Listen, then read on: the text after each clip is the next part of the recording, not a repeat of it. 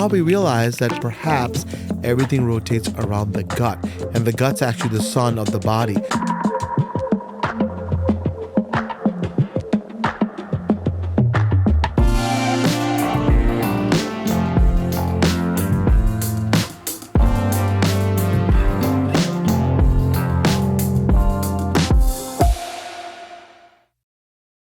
Hey everyone, welcome back to Heal Your Gut, Save Your Brain. I'm Callie, and this is my husband, gastroenterologist, Dr. Partha Nandi.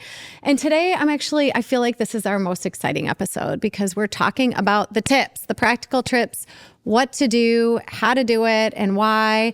And, some of the things that people ask us all the time, like, what do we do as a family? So let's get into it. Yeah, and we're a team with this, and we not only... Well, we have 1 million people in our family. That's right. we got immediate family. 50 kids. we got a whole baseball team. That's right. Just kidding. But we not only talk the talk, we walk the walk. So we do this every day, and it's been several weeks since we talked about gut health and kind of putting it together, because now we've talked about what gut health is, how it affects disease, and we talked about specific diseases like Alzheimer's and Parkinson's, and even stroke, and how that affects you. But how do you put that all together? How do you incorporate it into your life? And I go back to the 5 steps, right? The 5 pillars I talk about. So purpose-driven living. So remember, before you do anything, you have to have a reason to do it. The why. So second is what? Food, nutrition. The most powerful weapon that we have is our food that we put in our body to nourish our body and our souls. Number 3 is movement.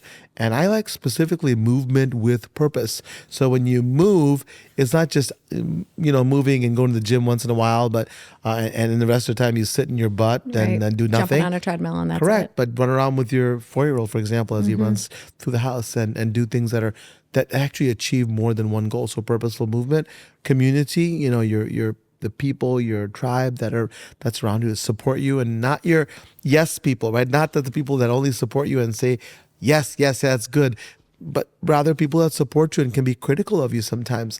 And then last thing is spirituality.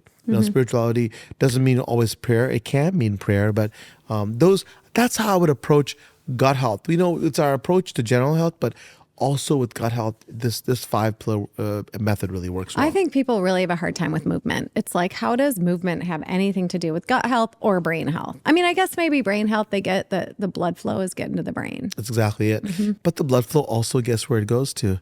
Into your gut. So, these are, when your large muscles, right, when you're moving, they move, the blood flows, and the blood flows into your gut. Remember, the gut is a muscular organ. So how does the gut actually move? It squeezes, and there's like a concert. It's peristalsis. So one part squeezes, the other one opens. In order for that to happen, you need to supply it with nutrients and blood. So when you move, your gut also moves and your intestine moves. But something also amazing happens. You get this condition called energy homeostasis. So in English, it means you're getting the right nutrients to the gut. And we've talked about this before, Callie, that the gut microbiome and the bugs that are in there love this energy homeostasis, because then they can proliferate. And we know that the gut microbiome and gut health, gut wall integrity, remember that 1 cell layer thick between poop and blood, that wall can be tough and that can be intact. So when you move, all those things happen. And then when you move with purpose, you also increase your effectiveness. There's a lot less than 7 studies that show that purposeful living changes your risk for heart disease, changes your risk for diabetes, for stroke. So it just having purpose helps you with that. When you have purposeful movement, it's kind of a double whammy in the sense, in a good way, that you're improving your health. Well, our kids keep us moving, that's for sure. 100%. I mean, you can't be lazy when you have kids. I mean, you're constantly doing stuff. That's what keeps us, skiing. Do you think we'd go? I don't think we'd go snow skiing if we didn't have the kids as much. I really don't. Yeah. I don't think we're water skiing. We're learning to wake surf. We would dance though. We would dance the other night we went, it was like 2 nights ago, right? 2 nights ago? Yeah, it was so fun. We danced, ballet. We were in this party where they played all this Arabic music and Bollywood music. It was good to dance. It was really fun. Yes, it takes us back to our courtship, but it really helps you to be able to. We're not big drinkers, so we never lose our place on the dance floor. So when we went to New York City and stuff when we were dating, it was nice because like the crowds would come in, but we'd never lose our spot. Yeah, all night long. So we danced, and we probably danced just even without the kids. Yeah, well, that's true. Probably dance more. But they do keep you young and they keep you moving. And so that is definitely a lot of fun. You have to chase them a lot. You have to chase them a lot. We also go boating, and maybe we can show them that at some point, but we go boating and they go wake surfing. And what you're doing by moving is also giving them a roadmap, right? They're not sitting on their iPads and their devices all day, sitting there and just, exercising their thumbs and doing that. We actually have them move and go outside. And we now know that, we've got this epidemic of people with vision problems with kids. And a lot of the reason is because they're inside an indoor light and looking at these devices. That's there's so many. Myopia. No? Yeah, exactly. So look at you with your big. Look at me. Yeah. Bam. Isn't that myopia? Yes, it is. Myopia indeed. So, they're in this dark room looking at these devices and not moving and not getting sunlight and not eating fresh fruits and vegetables. So it does so much more than just what we're talking about. We're concentrating on gut health here, but it really has multiple effects. And that's how your body works. The other works. movement is gardening, or, we're just getting outside and trying to get we dirty. got some. It's too bad the cameras can't pan over there, but we got some tomatoes. Show some later. We got some tomatoes, and we got peppers and all that. So, and the boys actually helped us a lot. We germinated those seeds. It's awesome. And so you not only are helping your gut and your community, but you're leaving a legacy for these kids. A lot of kids are not seeing any of that, especially in cities like ours. We're in Metro Detroit, and people are just staying inside. So, having that movement, especially with purpose, really can affect your gut, and it does it in ways that you wouldn't even think are possible. And the next big one is food, right? Which is food. Like a lot to talk about with that. A lot. When we do our show, the Dr. Nandi show, we talk about food as medicine, right? So if you can, instead of getting a list of pills about this long, wouldn't it be nice just to take food and use food as medicine? So we really, really think this is an important part, and we've talked about this. But if you can take the foods that you eat every single day and use foods that you like, but use them to be able to treat disorders, right? So, for example, if you are having problems with your gut health, we talked about this, pre and probiotics and supplements, even if you want to. But what about if you're having joint problems? What about or eczema, or skin rashes and acne? I mean, these young people are constantly talking about these kinds of things, and they're looking up every remedy, every lotion, potion, medicine on social media, trying to get a 100%. Treatment. Whereas if they just took a look at their what they're putting in their body and the root cause, they could probably save quite a bit of money on the lotions, potions, and treatments. It's a vicious cycle because they don't want to change the root cause, right? They want to continue to treat the outside of it. But diet is a huge part of this. And it's not just saying I'm going to put this in your body, but it's also about, and this is something you believe in a lot, that not going out to eat. And why is that a passion of yours that you kind of talk about? We don't even go out. Not even once a week, but we think not more than once a week. Hardly ever go out. And I'll be honest with you, in the beginning part of our relationship, I was kind of like, oh, that's what you do. It's such a social thing. And you go out to dinner. And believe me, I mean, we like that too. I'm not saying that we don't. It's just the more you know, the more it ruins the experience, because you're like, what is in this food? Even in the highest profile at the most beautiful restaurants. I mean, they're expensive restaurants. Farm-raised fish, and certainly they're not pasture-raised cows or whatever it is. Not that we actually only eat beef once or twice a year, probably at holidays or whatever. But anyway, we really only go out to eat when we're traveling, and even then we try to find the places that have kitchens so that we can cook, because who wants to, for us, I mean, for me, eating out 3 days a week, 3 times a day is not ideal. So we've made a whole tradition out of it. I put all of our Indian spices in a little baggie. I bring our little lentils in different little baggies, and we just take it all with us. And then that way, even though we love going to the grocery stores, I don't have to look for all the spices, at least. But going to the grocery stores in different cities and towns and countries is really fun as well. It's fun. And the thing is that, the restaurant's job is not to help you preserve your gut health. They're there to make money at the lowest cost. Even at the highest end restaurants, they're there at highest end because they want to make the food taste good. And it's something very interesting that we are having now with food scientists. They make things taste like food, which are not really food. Yeah, it's like all man-made now. Yeah, and it's interesting that they're disguised as food. It fools you because they know what happens when they create this, right? It goes to your tongue, to your olfactory senses, and your taste buds are all primed up, and it goes into your brain, and then your brain says, "Oh, this is delicious." But guess who it doesn't fool? It doesn't fool the gut. It doesn't fool the gut microbiome. It doesn't fool the receptors of your intestine. They don't know what to do with this stuff. They're utterly confused, and they don't know if they should take it in or take it out. Because they're like, "What the heck is this? What is this? What is this shit?" Right? It's this ridiculous. I know. I'm just barely. You are the sum of the people you're around. And so because I rubbed off on you. My wife cusses all the time. I cuss too. That's good. I had some help. That's right. I had some help. Yeah. See? So anyway, where was I?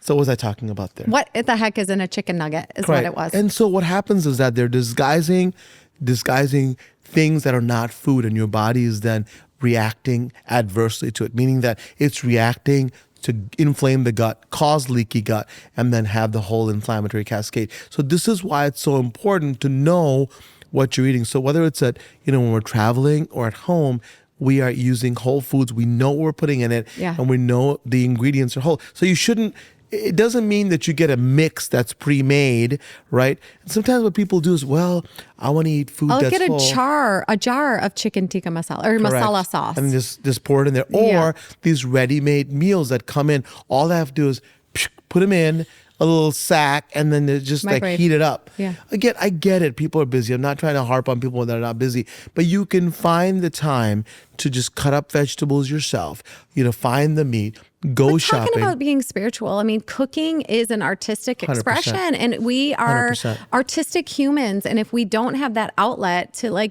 use our talents, that's when also depression sinks in. 100%. But I will say that there is a difficult, balance, because when you're kind of down and depressed, it's hard to get the motivation to get up and get moving and get motivated to. But that's why you have to have the self-talk and but the you have to have purpose. purpose. You have So to have the purpose. talking about food, that's why it's so important to be able to have whole foods that are not processed. Because if you don't, you may not be confusing yourself, and you're wondering, why do I feel good? I talked to somebody yesterday, and she said to me, I don't know, why am I always bloated? So I said, well, what do you have? Tell me what you have for breakfast. She goes, I have really good food. I have sausage links, and oh my gosh, I have the eggs with, I put just a couple slices of cheeses on it, and we put an English muffin. I don't understand. This is real food, and so you have to know. Sad. It does. It's a sad American diet, right? It's sad, and the thing is, people just don't know that is not real food. Well, people will say we eat healthy. It is unbelievable how many people come to see a person like me as a gastroenterologist. Why? Bloating, abdominal pain, discomfort, change in bowel habits, burping, getting full too quickly. I mean, brain fog. It goes on and on. We have 6 of the top 10 symptoms when people come and see us. Why is that? A huge part of it. It's because the gut doesn't know what a chicken nugget is, or whatever it is you're giving to them. Exactly. And also, you don't know what you're putting in your body, and you don't know the connection. You don't even know often what is good food. So diet is a huge part of it. So all I would say is, we're not trying to make people feel bad here, but I think if you make simple steps saying, listen, at least one main meal a day, I'm going to make sure that I see the food and I make it. It's the way you look at it. If you're like, oh, I've got to go to the grocery store, it's the worst, and I've got to get a pan out and spray it with cooking spray and cook something, or you can just be like, hey, we're going to do this art. Instead of an art project, it's like, hey, kids, we're going to make this really fun something or other. And you definitely have to have a little bit of self-talk. Okay, we got to be a little more patient. There's going to be egg drooled on the side of the pan, or, we are going to spill turmeric on the floor. And so you just have to allow those flaws and mistakes to happen and let them learn. One of the things we are learning, that important. I feel like we're always talking about Sean, our middle son. Our older son loves to cook. And so we end up kind of doing a lot for him. And I finally said to him, our older son is Partha, let Sean do it. He's got to learn also himself. And the 4-year-old, he is literally cracking. I came around the corner one day around this. I was like, he's awful quiet. He was like 3. I came around that corner. He's sitting on the floor and he'd cracked like 10 eggs perfectly. Not one shell was inside the bowl. And they're really good at this kind of stuff. And you're teaching them how to be adults. You're not raising children. You are raising adults that need to have these skills. You got to teach your kids, and we are trying to give you a reason why to be able to do this, right? Because people don't know there's any difference. I mean, lots of people feel as long as they don't get enough calories and don't overeat, that's all that matters. You can see lots of thin people who are very unhealthy, right? So it's in our society, as long as you're thin and you're attractive for the social media or TikTok, it's all you need. But the fact of the matter is you can be completely unhealthy inside with what you're putting in your body. And the number one reason for that is what you're putting in your body. So diet and nutrition is super important. And we are teaching our kids.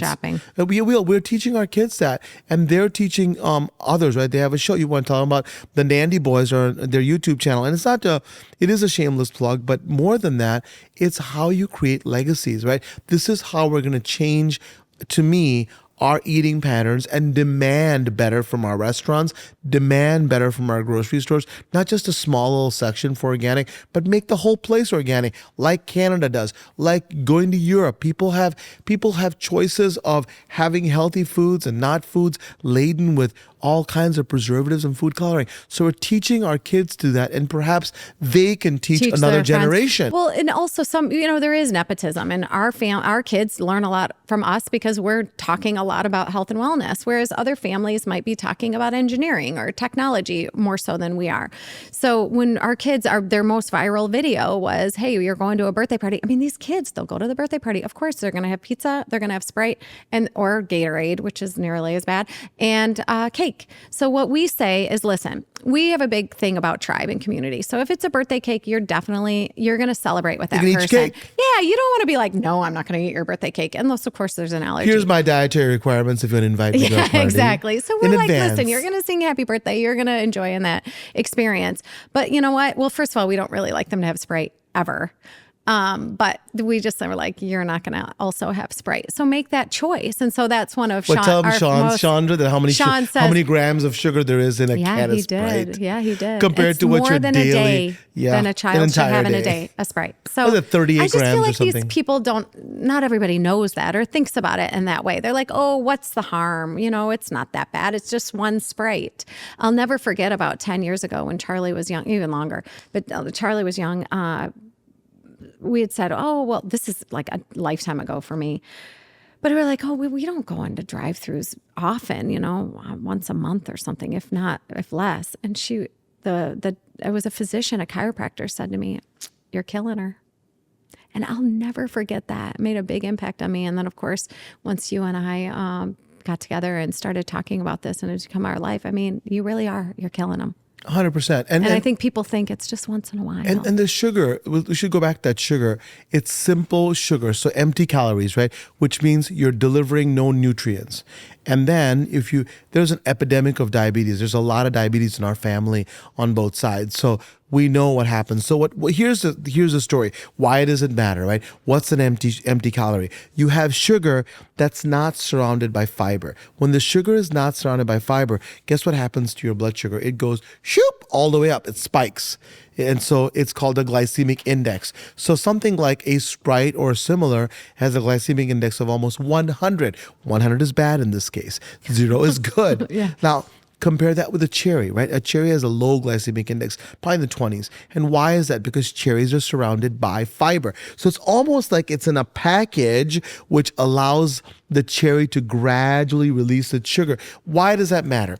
When you spike your blood sugar and you spike it quickly, it increases your insulin, right? And your insulin goes up, and then what you have is insulin resistant that can develop over time. If you continue, there are people who drink a regular cola or soda every single day, sometimes twice a day, sometimes 3 times a day. There's a guy on our show who came and said, I have 3 large Cokes from McDonald's every day. And he thought that was no problem at all. And he actually got into like a discussion with us. If you do that, right, not only do you kill your gut because you're giving the microbiome stuff it never seen before, but also that unopposed empty sugar that's coming to you spikes your insulin resistance, increases the risk of something called metabolic syndrome. So that means what? Glucose intolerance or diabetes, hypertension, cardiovascular disease.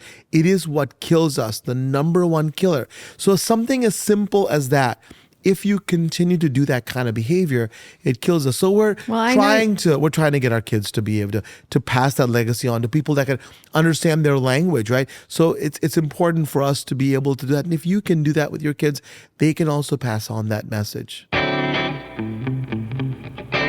So we were, during the break, with some of the crew, we have a snack tray. Now, this snack tray is very, very often used in our house. We love it. And so the team was asking us, well, it depends, but every day it's like broccoli, cauliflower, carrots, cucumbers, celery, whatever vegetables. And then typically we have hummus that is homemade and the boys make it all the time. But what they were asking is how often do you go to the grocery store? Because there are 7 people that live in this house. Well, at least 3 times a week, right? Yeah. So on the weekends, we do big trips to the big mass retailers, but we take the kids with us. And one of the things that you'll notice when you go to these big stores or any grocery store for that matter is the nationalities of the people that have all the generations shopping, the little kids all the way to the aunties and the uncles and the grandmas and the grandpas. Typically they don't tend to be the Caucasian Americans. So this is something I really learned because I think I grew up like, it was a hassle to go to the grocery store. What a pain in the neck. Of course, I'm not going to take my 2-year-old. It's like, well, 2's tough. I mean, I recognize that 2 gets tough, but now 4 or 5, they can come and they can be helpful. And certainly the 10 and 12-year-old are very helpful, but we really try to teach them. Partha teaches them all the time about price checking and what is the price better here, and nutritional. And I tell them, of course, do you know what what is the nutritional benefit of a pepper, of a carrot? And have you ever seen our favorite line, which we got from your dad? Have you ever seen a rabbit with glasses? That's right. No, good for your eyes. So it's like carrots. We'll eat carrots. And so I think that in helping them, you're absolutely right, and making grocery shopping fun. Yeah. Right. I personally love it. He loves going to the grocery store. You really taught me that. Discover all these amazing things. And, if your kids go with you in your family, it is not a pain. And this is where you learn about how to diversify. How else are they going to learn? Come on, people. Correct. We are teaching them adulting. But this is how you diversify your diet. People don't know because they eat the same things every day. And if they buy the same foods every day or go to the same restaurant, if you're going to, a fast food restaurant for breakfast, lunch, and dinner, you don't even know what that is. So to me, the practical tip is that, make grocery shopping a habit. Don't make it like you're talking about a pain or a chore, because the people around you will then also transfer that behavior. You are the sum of the people that are around you, and our kids know that we value the time with them, but value the time we do things like grocery shopping with them. Okay, so cooking oils. We actually are creating an entire book on how to shop and what to buy. Things like oils and eggs and beef and chicken and what to do and how to buy it. It's been a lot of fun to create. But let's talk about oils, because a lot of people just really don't know what is a good oil, what's a bad oil, and why. So in general, you do not want to add a bunch of oil to your food, right? Even though everything tastes better, it seems like when you fry them, right? You just don't want to do it. But if you want to pick an oil, to me, hands down, right? Olive oil. Olive oil. If you look at the Mediterranean diet and longevity studies, olive oils have been hands down the best for longevity, best for cardiovascular health. And so, and try not to, if you can, use all the saturated fats. So animal based, right? So things like lard, even butter, you want to try to avoid as much as possible. We also, you have a lot of avocado oil, right? We do, because it's a high heat oil. So if you do want a little crispy fish or something like that, you could use a high heat oil like avocado oil or even coconut oil. And coconut's one of these things it's good to do. You just can't do a ton of it, right? So it's good in small quantities, and it's a good fat, so to speak. But if you have a lot of it, it can add it can be not great for you. So coconut oil is one of these things you want to use in moderation, right? So you don't want to use a lot. People also use canola oil, and one of the things that people have trouble with is because canola oil is often not. It's GMO. It's genetically modified. So it's another conversation. It's inflammatory. Yeah, and so when you have why are GMOs bad, right? So GMOs were created. Genetically modified organisms were created. Why? Because you had these places where you couldn't grow anything, and so you'd made these seeds that were They were not resistant, but they could grow in these very arid places where nothing grew.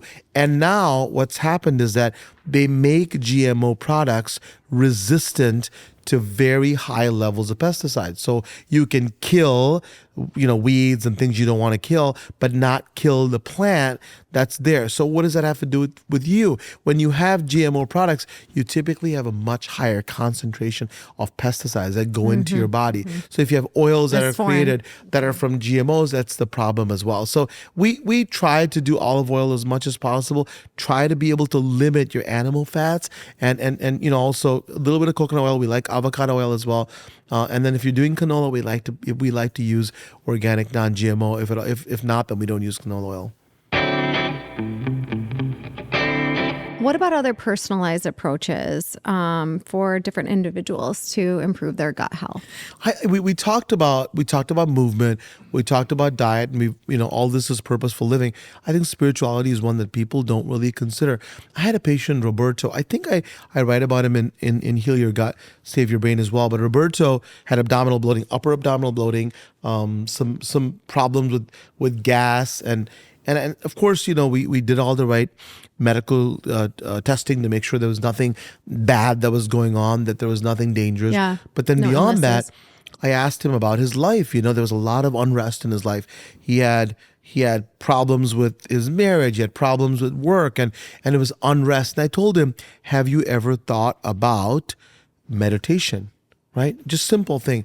And he goes, he was really apprehensive. He goes, I don't want to, Doc, I'm a big guy. I'm not going to sit there and do a yoga pose. I said, no, I said, I'm not a tiny guy, but I meditate at least 5 to 10 minutes a day.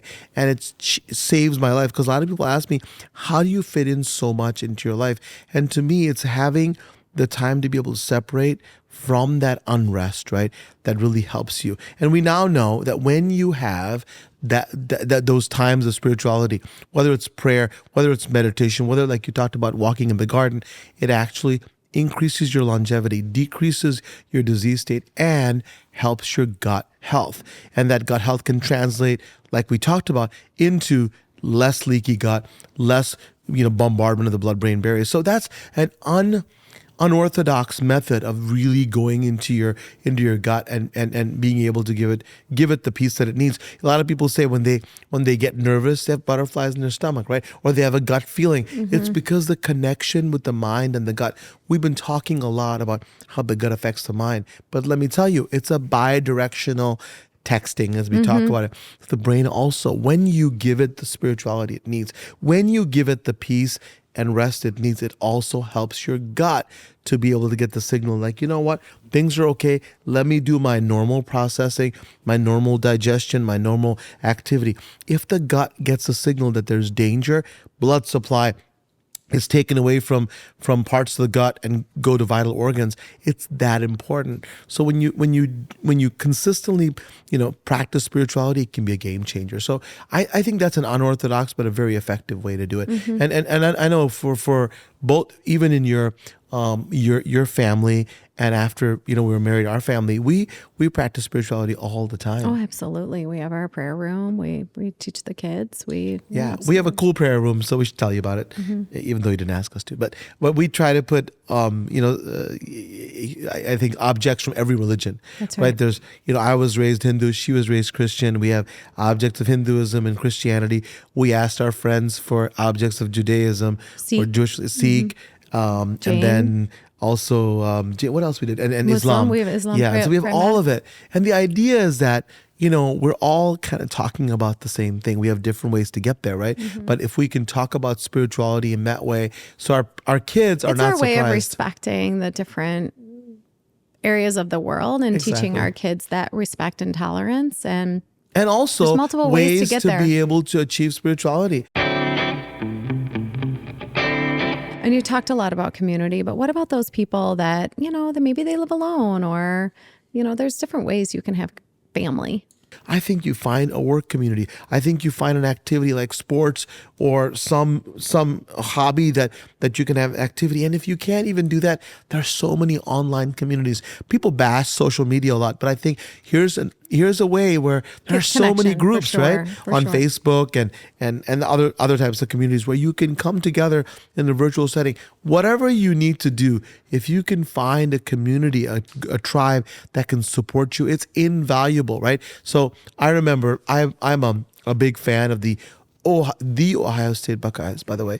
And so being in Michigan, that is a liability. Yes, but you studied at Michigan as well. I did, but I still bleed when Michigan plays Ohio State. I bleed what? Scarlet and gray, baby. Right. So anyway, I digress. So in 2014, I believe, Ohio State lost their starting quarterback. And then the backup came in. They lost their backup quarterback. Their third string, I think his name was Cardell Jones, came in. And they won the national championship. Wow. And when they asked them, how did you do that? They said, you know what? We are a community. We're a tribe. We're a team. And the sum of the team is greater than its individual parts. And that's what human beings are like. So when you have the power of a team and a tribe is unbelievable. So I think when you do that, how it translates to gut health is that when you have that support, you don't have that unease. You have the support that you need, and your body is in balance. When your body's in balance, your cortisol levels are not excessive. Your system of hormones that are increased when you're in a fight or flight response, they're decreased, and you then create an environment for your gut to thrive. Not only your microbiome, but your gut wall integrity. All of the chemicals that are flowing there are in balance. You're getting the right blood flow. It's unbelievable what a simple thing like being part of a community and a tribe can do for your gut. What other misconceptions are there out there about gut health? Is there anything? Yeah, that's a good question, right? People would think I would even say when I was in medical school, the gut is kind of I wouldn't say a dumb organ. It's like a dumb jock, It's kind of like takes the food in, digest it, and then you poop it out, and that's all it does. It was a conduit, right? It was just like a pipe. You could just take it out. And that's why surgeries were so common. You could take it out, plug it back in, and then you're good to go. Well, now we know the most sophisticated immune system in the body by far, right? By far, millions of cells lining that gut border, and what they do determines your health, right? Also, very, very sophisticated, if not the most sophisticated nervous system in the body. It's maybe the second, if not the first, lining the gut wall. So how you behave, what types of joy you have in your life may be determined by your gut health, right? So your gut is far more than just a conduit, and taking care of your gut, to me, is going to become paramount. It's going to be paramount not only for your brain health, but for your health in general. So the gut's ability to be able to secrete the hormones that your body needs, its ability to be able to make sure that it doesn't start inflammation that then goes everywhere in your body, the trillion-member army that sits in your gut, that in fact may determine your health more than your own cells. So we know that the products created by your microbiome outnumber the products created by your own cells. I mean, just think about that one fact, right? So we're talking about the most important part of your body, in my opinion. Listen, I'm a gastroenterologist, so I'm biased, but evidence is showing that I'm not too far off base here. That the gut is just not a organ that just things go through and you poop it out. The boss. It's far more. It's the boss. It is the boss. It's almost the center. I forget it was Copernicus that figured out that that people would think, well, everything rotates around the earth, right? And the heart and the brain was the earth, and everything rotated around there. Now we realize that perhaps everything rotates around the gut. And the gut's actually the sun of the body. And we'll see as time goes on if we'll be able to have tools to show that. But that's how it seems like. It's nothing short of a revolution, because as you see so many diseases and so many states of health and disease are determined by what's going on in your gut. What we have to talk about is colonics. This is so crazy. I get a question like that all the time. And it's because of often, you see people celebrities on TikTok talking about doing colonics. I mean, some super big celebrities. And to me, it's ridiculous, right? So I got pounds of poison in my body, doc. I got to get rid of it. And I saw on TV that, you could have years of poison stuck up in there. And it's like, spackle. Yes, there you go. And so they do all kinds of things. First of all, doing colonics on a regular basis, right, is not safe, because you can also deplete your body of electrolytes. And you can also, if you're putting things in there, potentially perforate your intestine, because those things are harmful. But in addition, there's really no truth to the stuff that there's a bunch of poison in your intestine. We've been talking about all this time your microbiome, right? I mean, what isn't all that shit? It's microbiome. And you're taking your healthy microbiome, hopefully, and trying to shove it out and flush it out. And somehow that's going to make you healthy. In 24 hours, you're going to get it back again. It's silly to be talking about that. But there's a lot of advertising letting people know that all the poisons in their body are really being evacuated. No evidence for it, and they're potentially dangerous. So unequivocally, you shouldn't do it.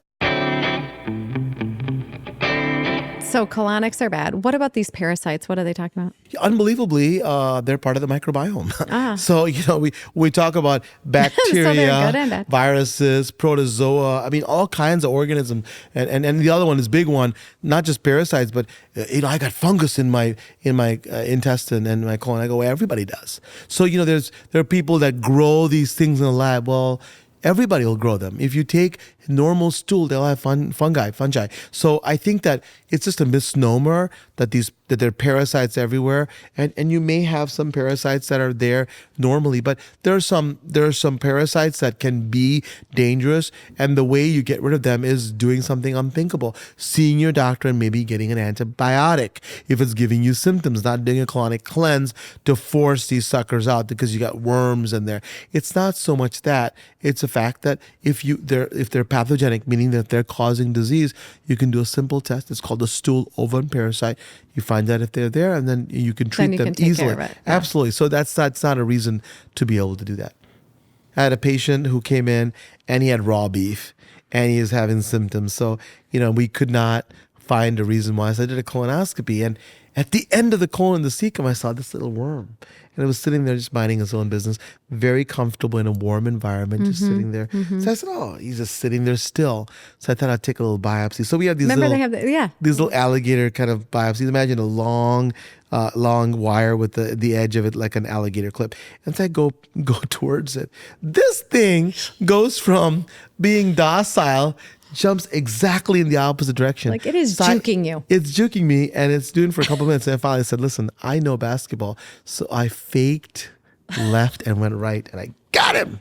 And I got him, and then we put him in, in a little tube, and then we gave the antibiotics. So then fast forward, like I think 6 weeks later. This is nuts. I mean, I think, were you there with me then? Yes. So I went to a Tigers game, and Detroit Tigers, and I'm just walking down to get my seats, and then I hear this voice. Hey, Dr. Nandi, remember me?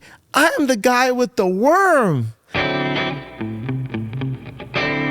Since you're a gastroenterologist, people come in with their stomach issues. What is the number one complaint you hear in your practice? I think that they struggle with maintaining a diet with whole foods. It's just unbelievable.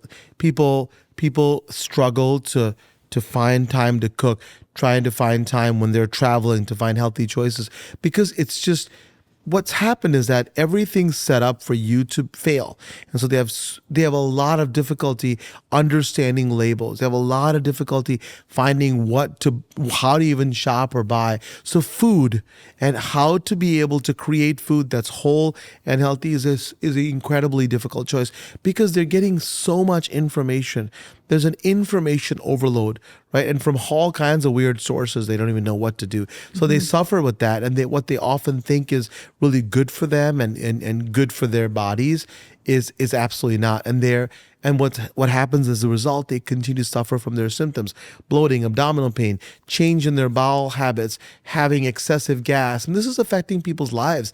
They often don't want to go into social situations because if they eat outside, if they have to feel run to the restroom. Exactly. And it's not because of that one time that they're eating, right? It's because how they've set up their body for for the past few years. So that would be a number one thing that people struggle with. Okay, so as far as practical tips, we're still going back to the 5 pillars: think purpose, so. Spirituality, movement, nutrition, community. Right. And if you can just start with those few small areas, you can And just really change one small step in each one of these pillars every day, right? So it's not like you're climbing a mountain, because lots of patients say, I can't do it. You know, if you're morbidly obese, meaning that you're having trouble just moving, just take one small step in one of these pillars every day. It will make a world of difference. I mean, one of my favorite athletes is Tom Brady, and I may have mentioned this before, so I'm repeating it, but it's still worth repeating. He said, I'm not better than anybody else, but when I do something, I do it consistently, and I do it every single day. When you do that, the accumulation of the effects are unbelievable.